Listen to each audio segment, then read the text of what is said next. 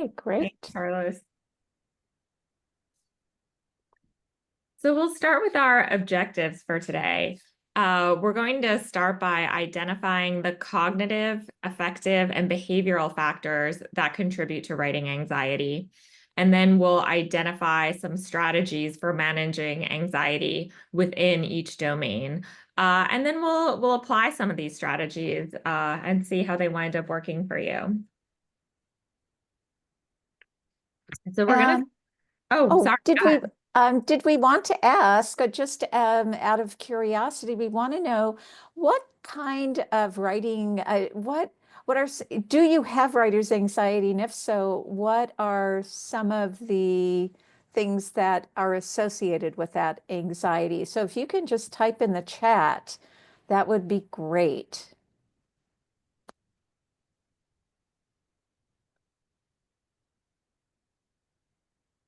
And I did pose the question again in the chat.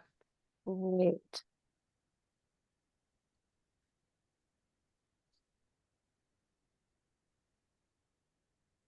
And Kate, if you'd like, maybe what we can do, if you'd like, Kate, is to just facilitate a little discussion if people want to just Yeah.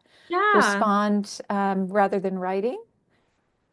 Okay, yeah. So it looks like APA standards, there can be some anxiety about getting APA correct.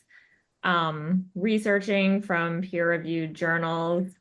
Um, are you guys familiar with the library resources? Okay, maybe we can talk about that later.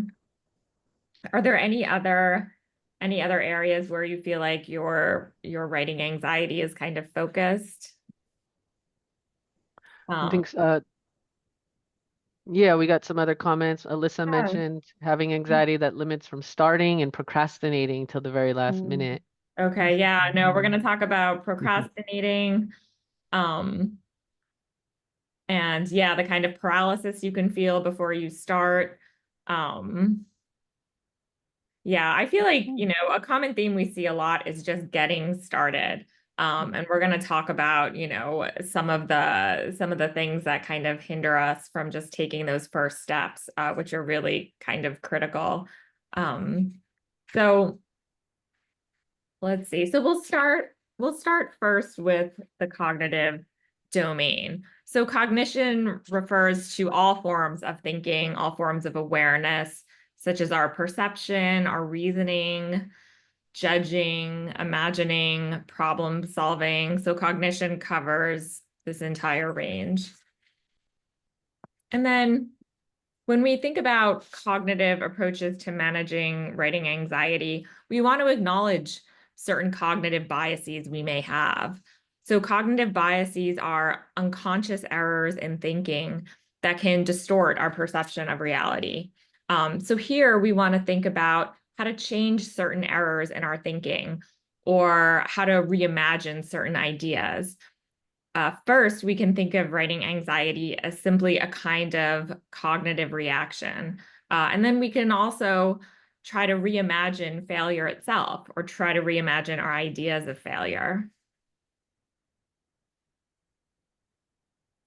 So one technique is to reimagine your writing anxiety as simply a cognitive reaction to perfectionism. And this is the error in your thinking that tells you that you must sit down and write perfect sentences. And this might be one of the reasons why you have trouble actually starting. It's this idea that your first sentence needs to be perfect, that you have to express all of your ideas perfectly in a first draft, or that you can't move on to a new sentence until your current sentence is perfect. And this is this erroneous belief that there's a binary. Your work is either perfect or it's terrible. So some strategies for managing perfectionism. First, you can correct unrealistic beliefs you may have, such as that there's only one perfect version of your paper. Also, instead of fixating on words like perfect, bad, wrong, right, mistakes, correct, you can assess your work in new terms, such as, I think this paragraph is vague, but I can revise it. Or the structure might be off. I'll write a new draft and move some ideas around. And also get comfortable with messy drafts. Don't focus on writing a perfect draft or a perfect first sentence. Start with ideas. Get your ideas on the page. I think that can make it really easy for you to start if you're not worried about sentences. You know, you can even start by writing down what I am trying to say is. And then once you have your ideas, then you can move on to sentences. But just start with ideas. I think that can be a really helpful strategy. So you can also reimagine your writing anxiety as simply a cognitive reaction to fear. So here, the cognitive bias or the error in thinking is this belief that your work is you, that whatever grade you get represents you, any praise you get is praise of you, or any criticism of your work is criticism of you as a person. So some strategies for managing this. Again, you can change your feelings by changing your thinking. Try to shift your perspective. Remember that you are not your work. Even when your work earns an A, that grade and your self-worth are not equivalencies. Another example of recalibrating your thoughts might be if you think that because you're a novice, that means you don't know what you're doing, try to reimagine what it means to be a novice. You know, there are certain advantages because those who know that they are inexperienced, those are the people who are often most capable of learning new skills. And then finally, try to reimagine failure or your idea of failure. Failure is not an end. It's not a final judgment. It's a detour. It's not a destination. It really is part of a process. It's part of your writing journey. Because writing is a process of revising draft after draft. And whether you're structuring your paper or trying to express an idea, you don't know what works until you know what doesn't work. And you're only going to find out what doesn't work through this process of writing and getting it wrong. So taking risks and failing are often the essential moves necessary to bring clarity and innovation to your work. And again, you don't know what works until you know what doesn't work. So try to acknowledge the learning potential that exists in failure, or just even in not getting it right the first time. So I thought it might be a good exercise to try to write down one anxiety-inducing thought you have about an upcoming assignment. Write down the thought as it exists for you now, and then try to reimagine that thought using some of these techniques. Like making your belief realistic or using different terms to understand your belief. So you guys can write it in the chat, you can write it down and then share.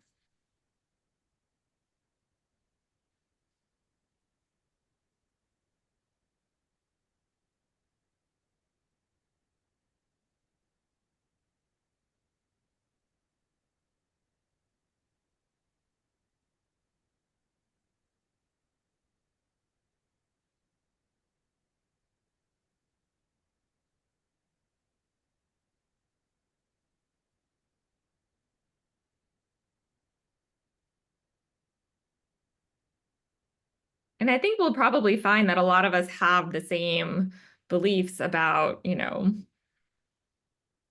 what, assignments or where our anxiety is coming from.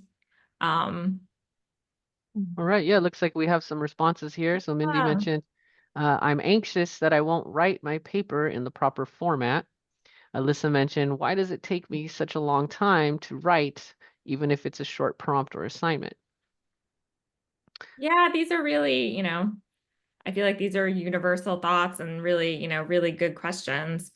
Again, we talk about writing as a journey. No one sits down and writes, regardless of what the prompt is, what the instructions are.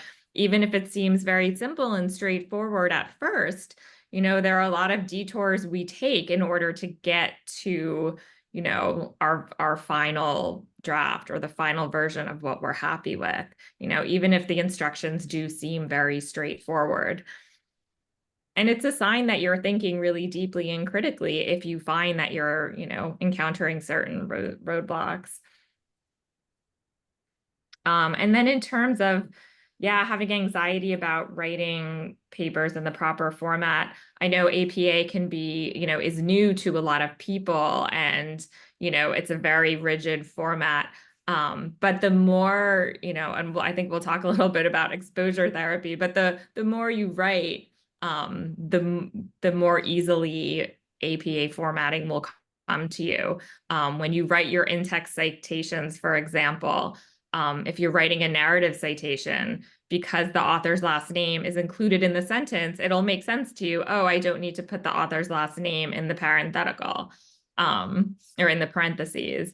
So the more you write, the easier it will be. And you also, you have support, you have resources, you have us in writing support. Just that you won't be clear enough for a research topic. Yeah, I mean, clarity, I feel like, achieving clarity in your work is also part of a journey. Ideas can feel like a bit discombobulated until you, sometimes talk them out or rewrite them.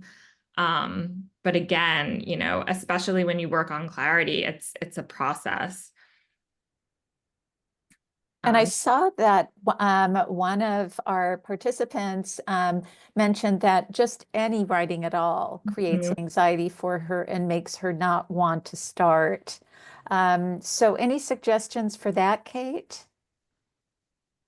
For just starting, yeah, I mean, I think, the main goal of, I think, all of our, examples and strategies is to kind of alleviate the pressure you put on yourself.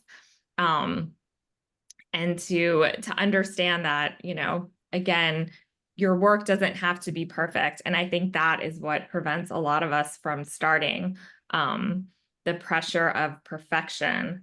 Whether you're starting a paper, whether, even you have to write an email and you want to get it right. I think for me, the best strategy has always been start with something, start with the idea that you want to express, and then figure out the best way to express it. But start with an idea, because it's so much easier to revise once you have something on the page or something on your screen. But the first step is getting an idea down and then moving from there. So don't put pressure on yourself. That's Thank, my, I think that's advice that applies to any whether it's a paper that you're writing, whether it's an email you have to write to your professor and you want to get it perfect. Just try to accept that it might take, a few different versions. Don't put pressure on yourself to get it right the first time. thank you, Kate. And now Yeah. we're going to be talking about the affective domain, and Carlos will be Mhm. discussing that. Yeah, so we'll kind of shift, and you'll notice, as we're looking at the cognitive and affective and behavioral domains, you will see a lot of these concepts are interrelated, right? Because they do impact the other. Our thinking impacts our feelings and emotions, which then impacts our behavior, right? So you will see a lot of, connections here across these different domains. But in general, affective domain is focusing on emotions, attitudes, and feelings. So we know emotions play a critical role in academic performance and writing. Some of these key emotions can be, as Kate was mentioning, fear of judgment, frustration, things like self-doubt. And so if we look at some of the causes, as Kate was mentioning, this perfectionism, right? Perfectionism, fear of failure. So there is quite a bit of research on the neurobiology of affect and how a lot of these, early learning experiences, whether they're related to writing or in other contexts, sometimes those negative experiences stay with us and actually form a mechanism in the brain that's a fear mechanism, so that it will, inhibit future learning processes, future learning experiences much later on, right? So these previous negative experiences with writing can stay with us for long periods. Also, imposter syndrome and self-doubt, or things like social comparison with peers and instructors. A lot of these can create these negative affective feelings within us. Some other effects, we go to the next slide there, procrastination and avoidance, or mental blocks during writing, as Kate was mentioning. Also, the concept of low self-efficacy. So the belief that you can successfully complete something, a task, or meet a challenge.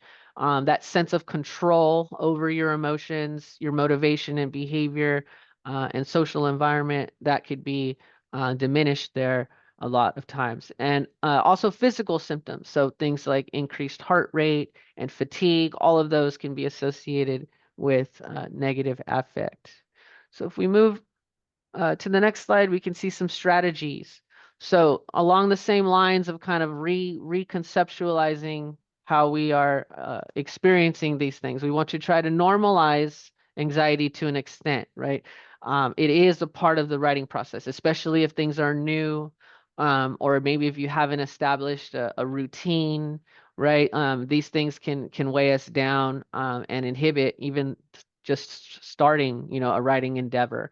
There's a lot of research on adopting this growth mindset. So Carol Dweck, which is a researcher, has published quite a bit on, really embracing this progress, um, perceiving our mistakes as learning opportunities. So looking at these instances, as Kate was mentioning, of failure, or maybe something that we didn't get right the first time, reconceptualizing it as a learning opportunity and an opportunity to grow, right? Also encouraging positive affirmations to build confidence, and just that repetition and speaking it out will build some of that confidence and self-efficacy. Also, mindfulness techniques, which I believe Gina will lead us into a brief demonstration later on, but really focusing on breathing exercises and meditation, which does follow in with the behavioral piece. Also, building emotional support networks. So looking at, um, peer collaboration, encouragement, looking at establishing these communities of practice, right? Such as peer writing groups that can provide that emotional support, and also normalize struggles as you're identifying with similar challenges from other writers and other students, right? Also seeking that feedback. So seeking constructive, it mentions non-punitive feedback. So that would mean something maybe not directly related to a grade, right? But maybe work from another class, or in another context that's not necessarily associated with an assignment that's due in your courses, right? And then reflecting on your progress. So that positive feedback will really build that confidence and that self-efficacy. And then connecting with counseling or consultations like our writing support team here, or some academic coaching resources, really being active in seeking out that support.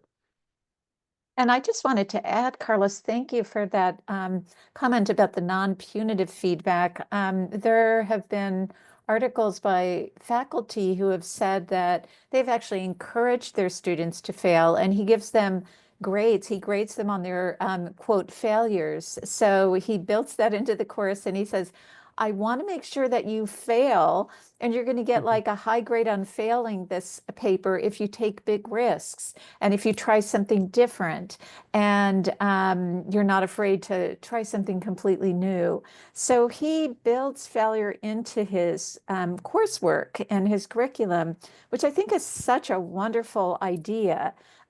Just to encourage students to see a quote failure as really part of the writing process. And it really isn't failure, it is experimentation and trying something new and learning something from that, as Kate has also talked about.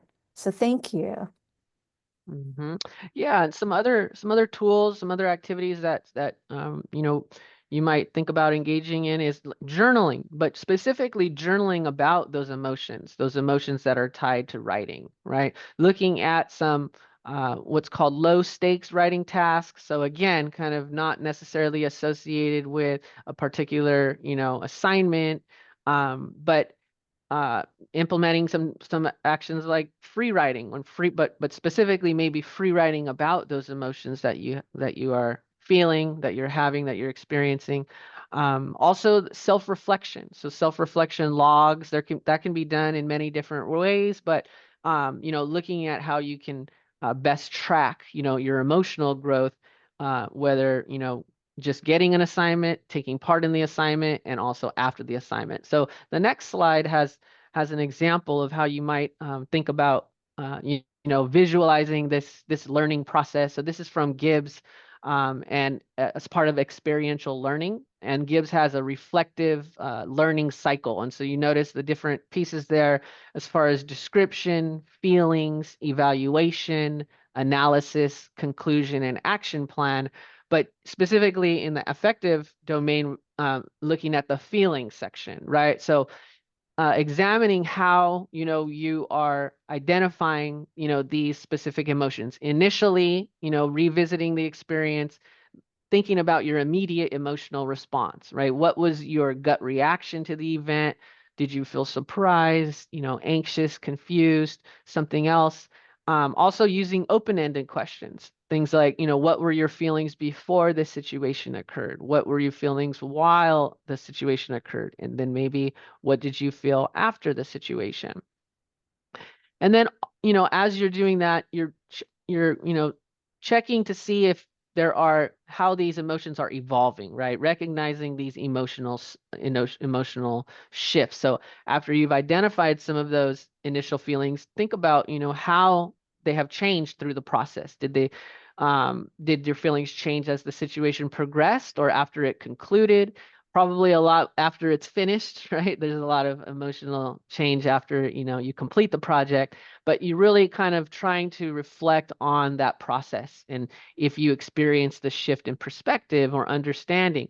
And that, by doing this, by acknowledging, these nuances, these characteristics in your emotional experience, they can really help to think about what actually might be triggering you or looking at certain patterns of response.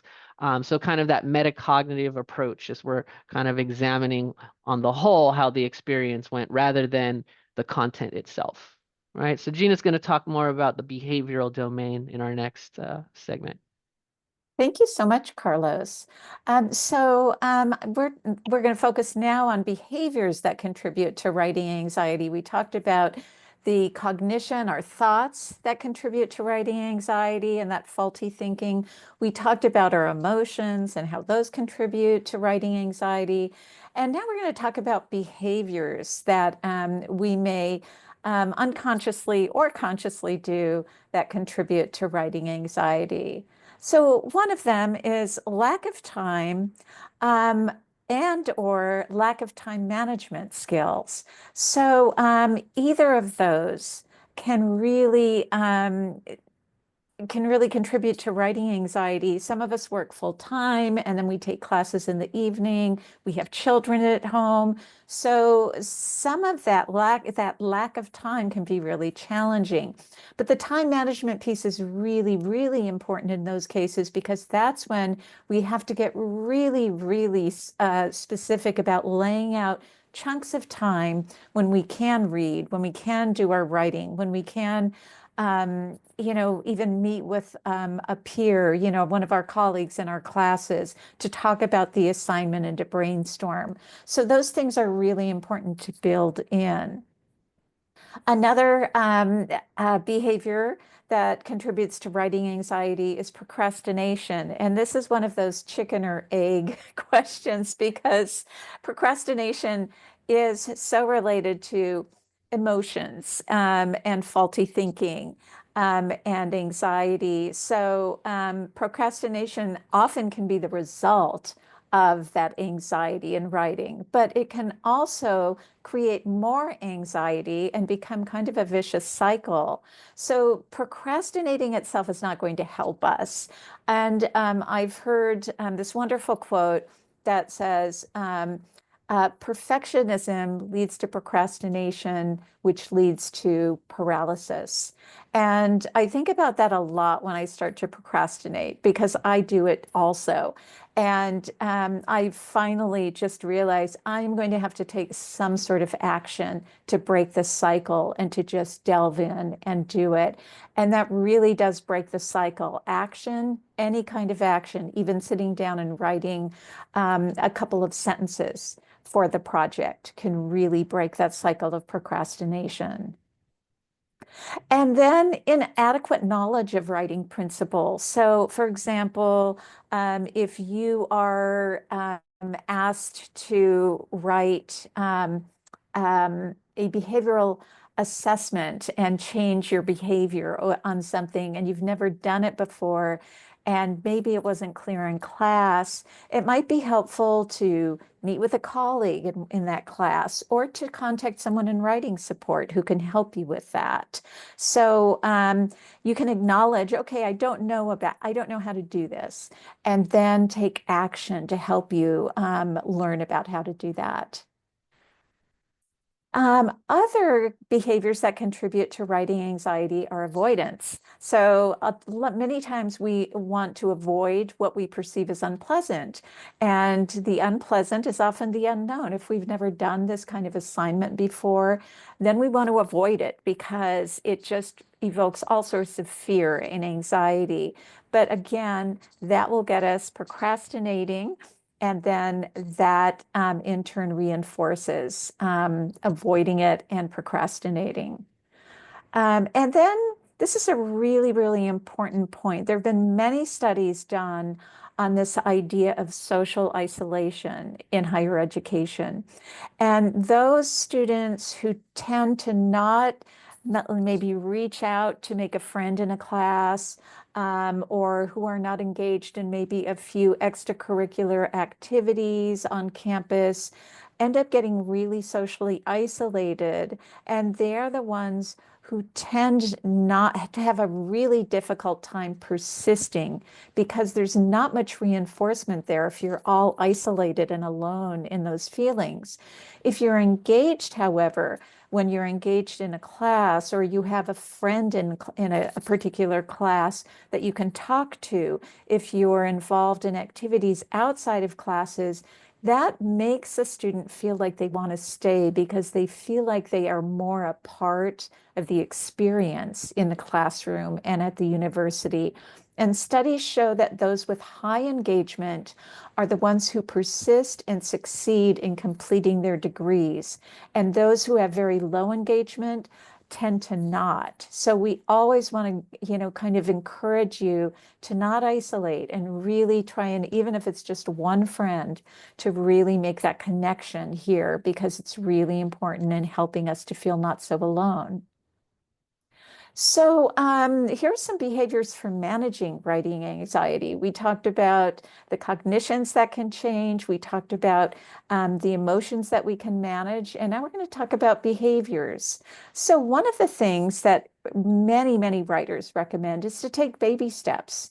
If you have to start writing a 10-page literature review, start with a baby step. For example, start by writing a paragraph about one of the articles that you read. Start in the section of the paper that you find most interesting. You don't have to start right in the introduction. You can write the introduction later, or you can even write it last. That way, you don't get so focused on it being perfect. It has to be the perfect first sentence in order for this to be a good paper. That alleviates that anxiety if you start somewhere in the middle. And let me just go to the next slide here. You also want to get involved again in university activities and social events, like I mentioned. High engagement leads to persistence and success. And we recently had, I think a year ago, we did a hike with students and staff in the beautiful hills of Laguna. And many students were involved in that. It was really lovely to see that those students really enjoyed themselves and felt connected to something. So don't hesitate to get involved in those things. Cultivate friendships in each of your classes. Discuss your assignments with them. You can even start a writing group together with a few students from your class. And as Carlos had mentioned, create what we call those communities of practice, where you're practicing this exercise of writing and refining it and becoming actual experts in the field. And some other behaviors for managing writing anxiety that Carlos had mentioned is to practice mindfulness regularly. So we're going to do a little bit of practice with that. You can also find a writing partner and commit to writing regular sessions. Um, and ask a professor for clarification of any assignments that are unclear. Typically, if you're not clear about the assignment, there are many other students who are unclear as well. So taking that risk and just asking, I'm not sure what you meant by this. Can you explain that? Can really help not just yourself, but other students in the class. So we encourage you to do that. And then, of course, you can make an appointment in writing support to get clarification as well, and we would be happy to help you. So here's some suggested steps for behavioral management of writing anxiety. First, identify the cause of the anxiety. For example, is it because maybe you feel like you've never done this before and it's something that you need some help with, like writing a literature review? And if that's the case, then you want to identify a reasonable behavior to address this need. And in this example, you would maybe make an appointment with writing support or talk to your professor. Your professor might sit down with you and explain this. Your professor might actually do a lesson in class in response to that, or your professor might say, contact the Writing Support Center. And any of those things can be very helpful. Then you begin with concrete steps. So once you've made an appointment, you want to share the assignment and work with a writing consultant and work on each section of the paper. Don't be afraid to make multiple appointments and work with us as you're going through that assignment. And one other method that I thought was really interesting, this was in a journal for doctoral students, and this professor actually gave each of her students, these were dissertation students, a plastic cat that was about the size that you're looking at now. And she instructed the students to put this little object next to their computer where they write. And she said that she wanted them to think about that as the symbol of the critical voice inside of them. And she said, as writing anxiety arises, you just tell that object, I'm not going to listen to you right now. I'm not going to listen until I begin my revisions. Right now, I'm working, I'm creating, and I'm going to keep that very discreet from the criticism. Doing this helps to compartmentalize the emotions and manage the thoughts so that they don't intrude when you're trying to get down the writing. Another thing that you can do is to create another object or use that same object to bestow a loving, encouraging voice that compels you to write. So you might think about that as well. And then free writing, as we've mentioned, also helps to override the critical voice within because you're not allowed to revise or edit during that process. And just to let you know, free writing is nonstop automatic writing. You give yourself a time, maybe 5 or 10 minutes, and you promise yourself you are not going to revise, you're not going to backspace, you're not going to delete. All you're going to do is write nonstop about whatever is coming to your mind about this topic. And even if you get to a point where you're blank, you just write, I don't know what to write. I don't know what to write until you get back on track with the topic. But that will really help. And studies have shown that that's especially effective in women because women tend to be super hypercritical about their writing and their skills. So that has been a very effective technique for female students. Okay, so we are going to do a little bit of mindfulness practice right now. And so I'm going to invite you to just sit comfortably in your seat and put your feet flat on the floor. And I'm going to guide you I'll through a go ahead little. and pause the recording here for Okay, thank practice. you. Okay. Now, we have a poll that we'd like to do, and I'm going to just go back here for a moment. So, Carlos, would you like to do that poll? Yes, or it's more of an open-ended question that I'll just put in the chat. Okay, Um, great. And I'm going to stop my share right now. So let me And put we that can in the just talk. chat. Just thinking about what we discussed today. Um, maybe if anyone would like to share, maybe what are some tools or strategies that you think you might take away with you, um, from this discussion as it relates to writing anxiety. So any of those different domains, or especially a lot of the practical application that Gina had mentioned. Any thoughts there on what you might think about integrating um, into your routine? Josefina mentioned my writing doesn't have to be perfect, right? A lot of times we want to get that, first, especially in the introduction, the first sentence, we want to make that perfect. But a lot of times that can inhibit us, and it's not realistic, right? That is a subjective term, perfection, right?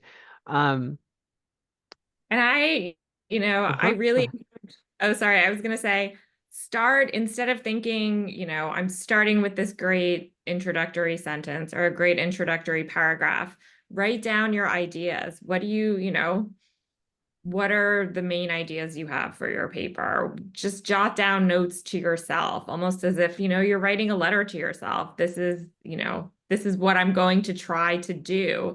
And as you write that out, your ideas will start to take shape. And it really takes the pressure off, the pressure of trying to write something that is perfectly expressed. Because in alleviating that pressure, you're really going to free yourself. Mhm.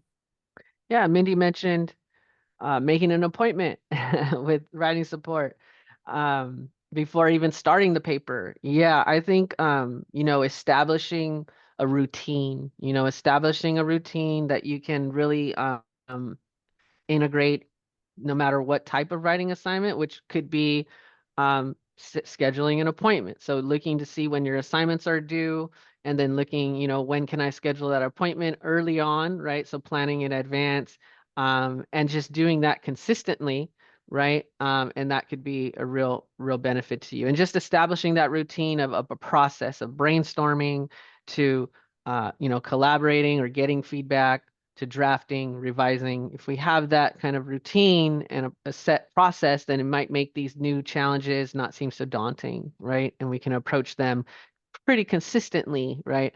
Across whether, depending on what we're writing about. Yeah, so some other comments here. Camille mentioned free writing. Yeah, we discussed that in class in our EDMS 601 class. So yeah, it can be very helpful. And on all different contexts, whether it's about a topic that we're the assignment at hand, or even just free writing as more of a therapeutic approach, right? Self-reflection and examining kind of what we're feeling and what we're thinking about, and just having that free-flowing process of getting that out onto the paper or the computer screen, right? That is very beneficial. Yeah. Um, yeah, Alyssa mentioned I will take two little toys, my toddler to keep me company at the library right after this call, and they will help me tackle my scholarship. Yeah, that was a really interesting, Mhm. strategy there. Mhm. But yeah, extremely helpful in just kind of refocusing, and kind of leaving some of those emotions, trying to disconnect from them as much as we can, as we're trying to process all, the attitudes and our feelings in that moment and over time. Yeah, if Mhm. Gina or Kate, if you'd like to share anything else. I think one other thing that started, a couple of people mentioned starting on a different section in the paper instead of starting at the beginning, because it does alleviate that tension. Like the first sentence has to be perfect. And it's Mm-hmm. like, it doesn't even have to come first right now. You can do that later. So Mm-hmm. that can alleviate a lot of that tension. So that's great. And we're really happy to see that you're going to try some of these out to see how that works. Anything that takes the pressure off and gives you permission to just get writing and thoughts on the page and remembering that it doesn't have to be perfect, that's revision. Revision comes with that. And something that's also helped me is looking at the first drafts of really famous writers like Toni Morrison and George Orwell and Hemingway. Hemingway revised the last draft of his novel, A Farewell to Arms, 47 times before he was happy with it. So even though we can look at these things and they're published and we think, wow, what great writers. They must just sit down and they must be so talented that it just flows out. And that's not true. Even the most famous, highly published authors really revise a lot. And Orwell was known to cross out every single sentence in his novels when he was in his draft stage. And then maybe he'd keep one sentence on each of those pages and go back to the beginning. Not that we're asking you to do Mm-hmm. that, but just knowing that this is just part of the process. And none of us gets it perfect the first time. No one. It's just part of the writing process.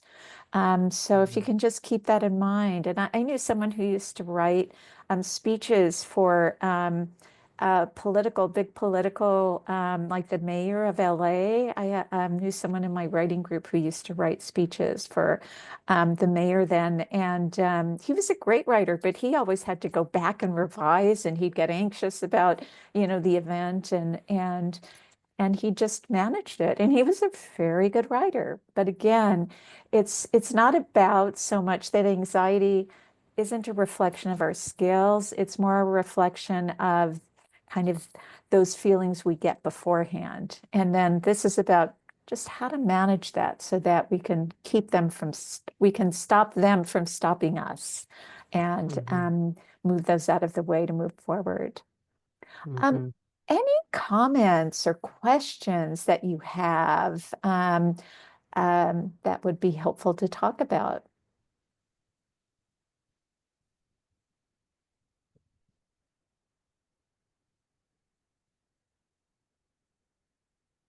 Okay. Well, Yeah, I'll thank just you. I wanted to just mention briefly, just don't feel that you're alone, right? A lot of, as we've been mentioning, um, anxiety kind of comes with the process, right? It is a part of the writing process. So really, um, you know, establish those connections with your classmates, with our writing support team. I have certain students that I work with on a regular, we all kind of have, certain students that come frequently and come regularly, and establishing that kind of, relationship, and just really also build on your classmates and establish those classroom cultures. And because a lot of times they're dealing with some similar struggles that you might be, right? So just really looking for opportunities to engage with others, with your peers, or even instructors, and just so that you feel that you aren't alone in this process, right? To do what you can to not isolate yourself, and really try to establish what we've been talking about, these communities of practice, and build on each other to share insights, and also learn from each other. So just want to emphasize that connectedness, right? Because um, this is just a part, especially with things that are going on around us. Anxiety is going to be it's going to impact us, right? And so it's important to understand that you are not alone, and try your best not to isolate yourself. So Yeah, writing is hard for everybody. And I think that is something you have to remember. All the problems you face, the anxiety you have, it's something all of your fellow students, something your instructors, everybody who has ever tackled an assignment, it's hard for everybody, regardless of what you're writing, whenever you're trying to express yourself, it's difficult. So yeah, try to feel a sense of community in that, and that we're all going through it. And quickly, Carlos has just inserted the exit ticket. So if you click on that Mhm. link in the chat, that will bring you to just a really brief survey that we just would like to get your feedback to know how we did. And if you have any suggestions for other topics that would be helpful to you as writers and students. So thank you so much for attending. And while you're filling those out, if there are any other questions, please feel free to get in touch with us. I'm going to type in our email, gscp.writingsupport@pepperdine.edu. Yes, and we do have another webinar November 20th. So hopefully you can join us then. If you've RSVP'd already, thank you. That one is looking specifically at managing assignments. So we'll take a look at some of the most prominent writing assignments, especially students in their first term. But what are the best ways for approaching those assignments? So kind of building on some of what we've talked about today, but we'll be specifically looking at certain assignment types. So hopefully, you all can join us in our next webinar on the 20th. And we're so glad that you feel supported. Thank you, Mindy, for mentioning that. We are really here for you. So please don't feel like you have to go it alone. Writing can feel very solitary, but it doesn't have to be. So we are here for you. Yeah. And again, wherever you are in your writing process, even if you're brainstorming, even if you're, thinking about the prompt, we're here at every step from the initial stages to your final edits. Absolutely. Well, All thank you, right. everyone. Thank you so much. Yeah. And have a great day and happy writing. Bye.